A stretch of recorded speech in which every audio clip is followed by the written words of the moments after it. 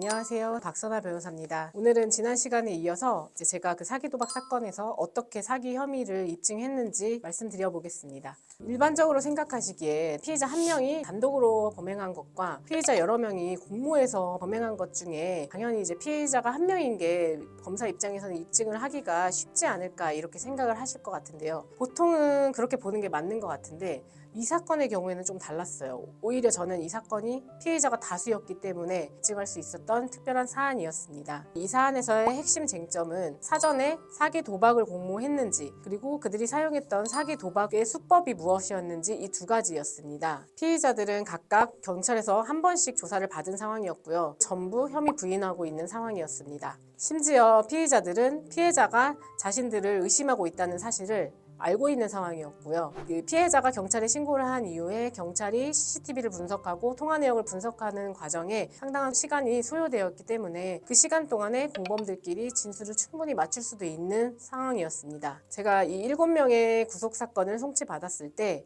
제일 먼저 그 조사 순서를 정했어야 했는데 이 사안에서는 매우 중요한 상황이었어요. 왜냐면은 구속 기간이 최장으로 보더라도 20일밖에 되지 않는 상황에서 피해자가 7명이 있기 때문에 피해자들 한 명씩 조사만 해도 7일이 소요가 되죠. 그렇기 때문에 만약에 이 피해자들을 재조사해야 되는 일이 발생한다. 그러면 정말 기간이 촉박할 수 있는 상황이었습니다. 그 전략적으로 조사의 순서를 정해서 하나씩 혐의를 밝혀야 하는 중요한 순간이었어요. 제가 피해자들 조서를 하나씩 다 읽어봤을 때 피해자들이 진술한 전체의 큰 틀은 대부분 유사한 내용이었는데 세세한 부분에서 조금씩 차이가 나는 부분들을 확인을 할 수 있었습니다. 그 내용들을 토대로 A 피해자를 조사한 후에 그 A 피해자의 진술을 토대로 BC 피해자를 조사를 하고 또 BC 피해자의 진술을 토대로 DEF의 피해자를 조사를 한다면 순차적으로 혐의를 밝혀낼 수 있을 거라고 판단을 했었고요. 다행히도 그 계획이 잘 맞아떨어져서 점점 더 실체적 진실에 가까이 다가갈 수가 있었습니다.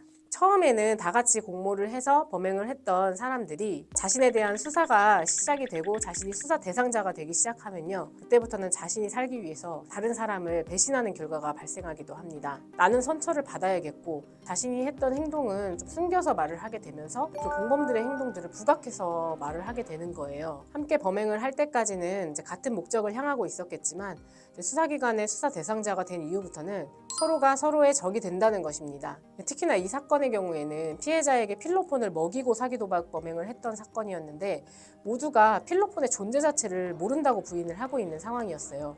그런데 조사를 하는 과정에서 필로폰을 준비해서 피해자에게 먹인 그 직접적인 행위자가 누구인지를 특정을 할 수 있었고요. 나중에 추가 3명이 더 구속이 돼서 저희 방에 송치가 됐었는데 처음에 특정됐던 그 사람이 맞았다는 것까지 확인할 수 있었습니다. 이처럼 공범들이 있는 사건에서 오히려 피해자들은 공범들이 있으니까 우리 다 같이 말 맞추고 숨기면은 못 찾아내겠지 이렇게 쉽게 생각하실 수도 있는데 서로에게 어떠한 불리한 진술들을 하고 있을지 모르기 때문에 오히려 변호인의 조력이 더욱 필요한 영역이라고 생각됩니다. 지금까지 총 3회에 걸쳐서 제가 검사로 재직할 당시에 수사했었던 사기 도박 사건 이야기를 풀어나가면서 여러분들에게 필요한 정보들을 전달해 드렸습니다. 오늘 영상이 유익하셨다면 구독과 좋아요 그리고 알림 설정까지 부탁드립니다.